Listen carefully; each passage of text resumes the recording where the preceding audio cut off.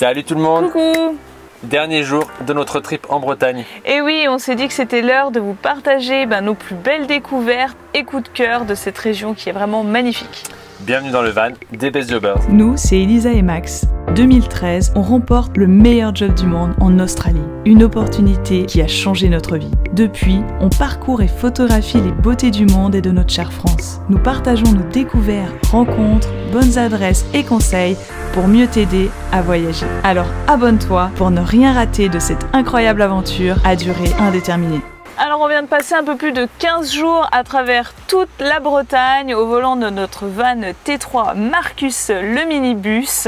Et ouais, c'est pas notre première fois, on était déjà venu il y a 3 ans, on avait fait un peu une partie de la côte nord vers Saint-Malo, Dinan, le Cap-Fréhel, tout ça, ouais. Ouais, c'était très chouette. Et sur ce voyage, on a encore fait quelques incontournables, mais on l'a surtout voulu un peu plus hors sentier battu pour vous montrer une Bretagne moins vue, moins connue. Et dans cette vidéo, on a envie de vous raconter nos 10 coups de cœur et très belles découvertes bretonnes. Et vous aussi, n'hésitez pas à partager vos belles découvertes en Bretagne en commentaire avec nous.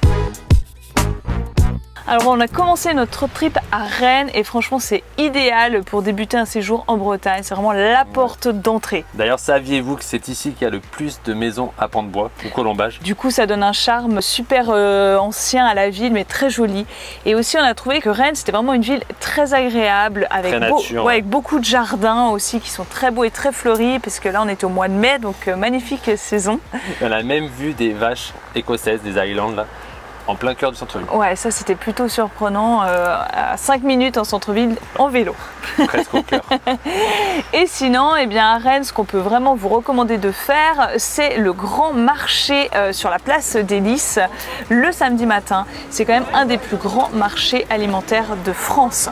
Et n'oubliez pas de goûter à la galette saucisse, c'est une institution ici. Ouais, c'est vrai que c'est plutôt la tradition, il y a la queue au food truck jusqu'à 14 h. Pour ceux qui auraient envie de visiter Rennes mais totalement autrement, de manière différente, on a fait une super visite avec Elvie, c'était en slam, c'est super original. Ouais, ça change. De toute façon, on a mis toutes ces infos dans un article sur Rennes qui est sur le blog, n'hésitez pas à le consulter. Partons maintenant un petit peu plus au nord, dans la baie de Saint-Brieuc. C'est vraiment très chouette. On a retrouvé des jolies cabines de plage à Binic. Vous savez comment on aime ça. Et juste à côté, il y a une piscine de mer. Ah, ça t'a plu ça. Grave. Surtout en drone, c'est vrai que la photo est magnifique. C'était à Saint-Quay-Portrieux. Et d'ailleurs, ça nous a rappelé un petit peu l'Australie avec Bondi Beach. Et oui, il y en a aussi en France. Et oui, il y en a plusieurs en Bretagne d'ailleurs. Et puis ensuite, un truc à ne vraiment pas rater, c'est le sentier des falaises à côté de Plouha. C'est franchement grandiose, les petits ports, la mer, l'émeraude, c'est beau. Allez, on continue la route en direction de la côte de Granit Rose et en chemin on s'arrêtait à Plougrescan. Oui, c'était un gouffre magnifique, mais en fait ce qu'il y a à voir là-bas, c'est la maison de Castelmeur. Je ne sais pas si je le prononce bien. En tout cas, c'est la maison qui est entre les rochers. Ouais. Elle est vraiment dingue. Et ce soir-là, c'est vrai qu'on a eu une ambiance de fou. C'était magnifique. Oui, il y avait des arcs-en-ciel, il pleuvait, il faisait beau. Enfin, c'était fou. Très beau de se balader le long du sentier côtier. Le fameux GR34, on y reviendra. On en a fait des petites parties un peu partout en Bretagne. Juste à côté, il y a aussi un petit moulin à marée qui est très mignon. On vous en parle dans le blog. Ensuite, on est arrivé à la fameuse côte de Granit Rose. C'est vrai que c'était dur d'aller en Bretagne et de ne pas passer voir ça. Donc c'est les alentours de Perros-Guirec. Perros-Guirec c'est la grosse station, on n'y a pas passé beaucoup de temps. En fait on vous recommande vraiment de faire toujours ce sentier des douaniers entre Ploumanac et Trégastel. Vous allez voir des énormes rochers aux formes un petit peu biscornues, ils sont très gros, vous pouvez faire travailler votre imagination. Il y a la petite île Rénote aussi en chemin qui est très sympathique. Ça c'était plutôt au bout et c'est vrai que c'est très beau, on s'est dit mais on habiterait bien là, nous aussi. Et on vous conseille aussi de faire un coucher de soleil au phare de Ploumanac, qui est magnifique. Ah oui, le phare, il est construit en granit rose et d'ailleurs il s'appelle Maine Rouge parce que ça veut dire pierre rouge, je crois, en breton. Tout rougeois en fait au coucher du soleil. Ouais, c'est un spot de fou encore. Et puis à ce moment-là du road trip, on a décidé de quitter le littoral pour entrer dans le cœur Bretagne. Alors le cœur Bretagne, c'est le centre, c'est les terres, c'est moins connu, moins fréquenté, c'est un peu moins attractif par rapport au littoral, c'est vrai, c'est... Selon les gens. Enfin, selon les gens. Donc nous, on a voulu aller voir et on a fait de très belles découvertes. Ouais, c'est une belle surprise, franchement. Alors ça a débuté avec un lever de soleil, mais magique, sur le lac de Guerlédan, sur un miroir d'eau qui était mais parfait, tu te rappelles. On serait au Canada presque. Et puis oui, c'est vrai que ça faisait plus du tout la Bretagne. En tout cas, bon, il y avait la brume, l'eau très lisse. Ouais, bon, nous on adore le canoë, donc ouais, c'était juste un moment magnifique. Ouais. Ensuite, on a aussi découvert la Vallée des Saints. Ouais, la Vallée des Saints, c'est un projet artistique qui est né à peu près il y a 10 ans, dans l'idée d'installer 1000 statues de saints bretons sur une colline en pleine nature. C'est très vert. C'est incroyable en fait. Ouais, et pour l'instant, il y en a plusieurs centaines. On peut même voir les sculpteurs travailler. Ouais, ça c'est cool, ouais. C'est des statues qui font jusqu'à 8 mètres de haut. Bah, c'est du granit, hein. On est en Bretagne. Et puis franchement, on a adoré se balader au milieu. Voilà, enfin, c'est vrai qu'on a l'impression qu'ils nous parlent. Ouais, et puis c'est totalement libre d'accès, on peut y aller quand on veut. Voilà, ouais, oui, il faut juste payer le parking 5 €. Mais voilà, c'est un beau spot. On vous recommande vivement d'aller faire un tour. Et puis après, il y a un autre endroit qui nous a totalement surpris. Oui, c'est les Monts d'Arrée. Alors les Monts d'Arrée, c'est la montagne bretonne, attention. 384 mètres. Ouais, quelque chose comme ça, ouais, donc haute altitude. Non, on rigole, mais en fait, franchement, il fait plus frisquet. On a dû remettre vraiment les pulls et les vestes. Ouais, c'est un climat totalement différent. On arrive, ça fait comme s'il y avait quelque chose qui se passe ici en fait. Bah en fait on se croit aussi un petit peu dans des terres écossaises. Je suis pas une spécialiste du climat, mais en tout cas ça nous a fait penser oui, à l'Écosse. Et puis bah là-bas... Ouais, on a fait un magnifique lever de soleil au Mont-Saint-Michel. Et oui, il y a le Mont-Saint-Michel là-bas. Le Mont-Saint-Michel des Terres. Non, c'est la petite chapelle du Mont-Saint-Michel. Plus d'histoire entre les Bretons et les Normands. On veut la paix maintenant. Voilà, chacun son mont. Voilà, chacun son mont. Mais en tout cas, ce lever de soleil, la lumière était juste dinguissime. Et puis avec la petite chapelle devant nous. Enfin, bon, ouais, bref, la brume là, c'était fou. On était vraiment un peu en extase là. Et ouais, on est bien content d'être allé par là-bas. Et puis ce qu'on voulait dire aussi sur le cœur Bretagne, c'est que c'est très bien à faire en van. Enfin, on va dire c'est van friendly. Il y a beaucoup de spots pour se poser. Voilà, c'est moins fréquenté, donc du coup c'est accessible. Voilà, donc une belle surprise. N'hésitez pas à vous y arrêter quand vous rejoignez le littoral. Ouais. Il y a plein de choses à voir. Complètement. On a repris ensuite la route direction la pointe de la Bretagne. Et c'est vrai qu'on s'est arrêté dans une ville qu'on ne connaissait pas du tout, Landerneau. Oui, une belle surprise. Landerneau, peut-être vous n'en avez jamais entendu parler. Eh bien, cette ville pourtant est une ville de passage. Pendant longtemps, c'était la route la plus courte pour aller jusqu'à Brest. Et là-bas, on y trouve un pont habité, un des derniers d'Europe. C'est-à-dire qu'il y a des commerces, hôtels, etc., artisans. Et il est même classé, enfin sa façade est classée au monument historique. On a même fait un tour en canoë juste en bas du pont là. Oui, ouais. Très sympa, ouais. Ouais, non, c'est une petite ville vraiment de 15 000 habitants, hein, mais qui mérite le détour. Et puis notamment aussi pour un centre d'expo, un centre d'art qui nous a bluffé, super intéressant. Là, ici en Bretagne, c'est le fonds Édouard et Hélène Leclerc. Et pour la petite anecdote, c'est ici que la grande distribution est née avec les magasins Leclerc. Et à Landerneau, on a dormi dans une adresse mais magnifique, parce que le van, des fois, c'est bien de faire une petite pause, ne serait-ce que pour l'intendance, la lessive, voilà.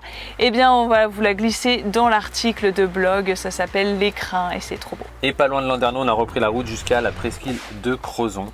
Ouais, c'est vraiment l'endroit dont on avait beaucoup entendu parler en Bretagne. C'est vrai que c'est magnifique, c'est une presqu'île qui est immense.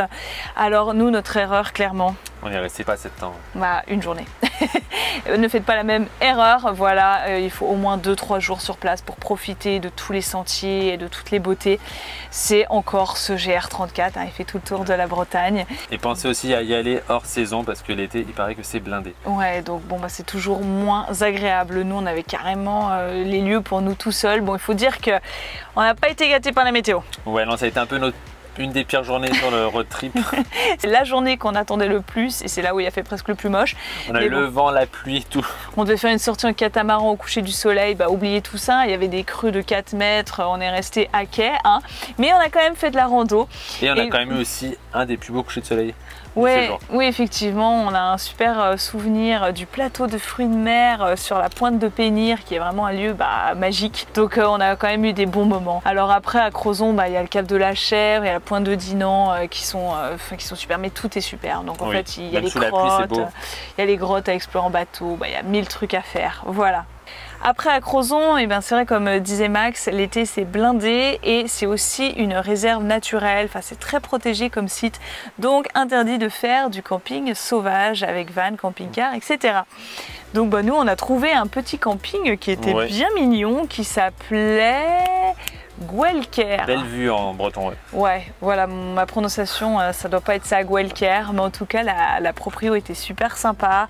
On avait la vue mer, un petit camping. Nous, on a vraiment visé des petits établissements familiaux de 2 étoiles, donc pas très cher, compté dans les 14-15 euros.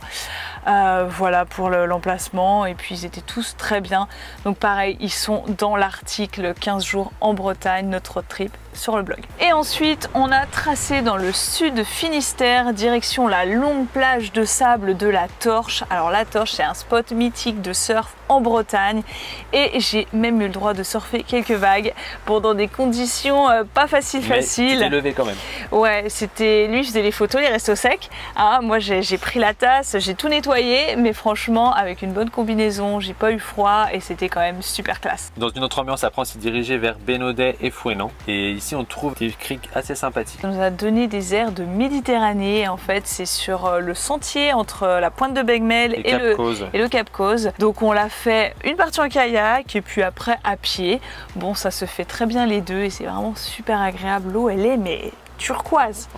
Et encore, la mer était brassée des jours d'avant. Sinon, je vous dis pas l'été, je pense que c'est le paradis. Ouais, en fait, c'est tout un secteur avec ces petites criques et ces plages du coup protégées qui sont très sécures pour les familles avec des jeunes enfants. Ça peut être vraiment un bon spot à retenir. Dans le pays de Fouesnant, on a découvert une adresse qui était super, qui s'appelle O46, une adresse totalement végétarienne, une chambre d'hôte et table d'hôte qui vaut le détour. On vous en parle plus dans l'article de blog. Un petit bémol à ce moment du séjour, on n'a pas pu aller au Glénan. La mer était encore trop agitée. Et c'est vrai que les Glénans, on les attendait avec impatience. En fait, pour ceux qui ne connaissent pas, les Glénans, c'est un archipel de petits îlots. Et il paraît que c'est les Caraïbes bretons. Ouais, vraiment, quand on voit les images, ça donne envie. Mais on a trouvé quand même des plages sur la côte avec de belles eaux turquoises. Oui, c'est vrai que tu as pu envoyer le drone et c'était très joli. Et juste avant de quitter le Finistère pour partir dans le Morbihan, on a découvert aussi la beauté des rias. Alors les rias, c'est ces rivières là qui sont sous l'influence de la marée, c'est-à-dire qu'elles se vident et qu'elles se remplissent en fonction des marées. Et il y a des petits ports comme ça. On se rappelle de Dolan. Ouais, Doélan. Doélan, ouais, je sais pas comment on dit. Excusez-nous les Bretons.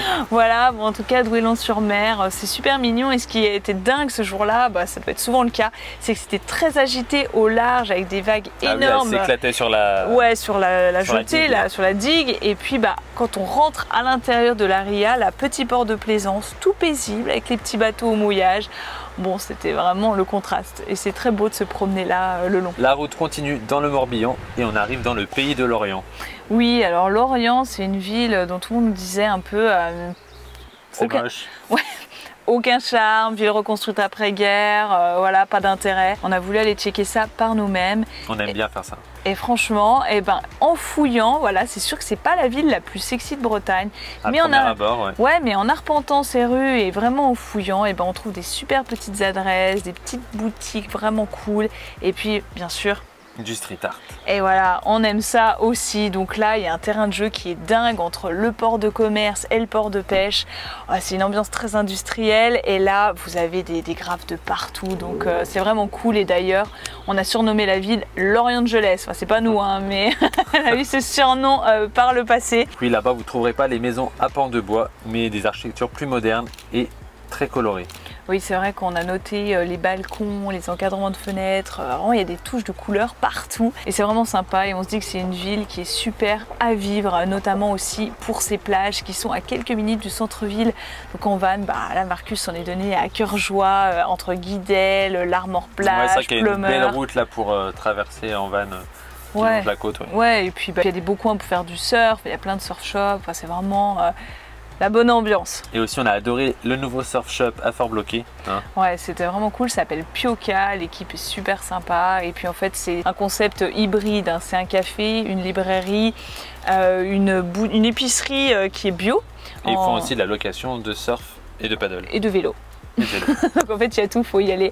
Voilà, c'est super sympa. C'est leur bonjour de notre part. C'est clair. Bon, on continue ce road trip. Là, à ce moment-là, on a laissé le van à quai et nous sommes partis sur l'île de Groix, qui appartient aussi au Pays de Lorient. Mais l'île de Groix, bah, c'est un petit peu la jolie perle de ce coin-là. C'est la petite île qui se visite, s'il vous plaît, en vélo ou à pied, mais il faut aimer marcher parce que l'île fait 8 km par 4. N'emmenez pas de voiture là-bas, ça sert à rien. Voilà, c'est ça qu'on voulait dire. C'est pour ça que le van, on l'a laissé du côté de l'Orient continent. Et privilégier aussi le hors-saison. Effectivement, parce que la pression peut être très forte dans ces petites îles-là. De toute façon, c'est un peu la même sur les îles bretonnes l'été. Elles sont surfréquentées, donc le hors-saison est beaucoup mieux. À Groix, eh ben, on a été bluffé par des jolies plages. Ça me fait penser un peu à la Nouvelle-Calédonie, je sais pas pourquoi. Ouais, c'était quand même pas la même température dans l'eau. Hein, j'ai testé, je me suis presque baignée, hein, mais c'est vrai que la végétation était vraiment luxuriante. Hein. Et puis aussi, on a bien aimé toutes les façades colorées. C'est vrai que ça fait écho avec l'Orient. Oui, bah, ça fait très vacances aussi. Et le lieu inoubliable sur l'île de Groix, selon nous. Un spot incontournable et pour le coucher de soleil, c'est la pointe de Penmen avec son phare noir et blanc. Ouais.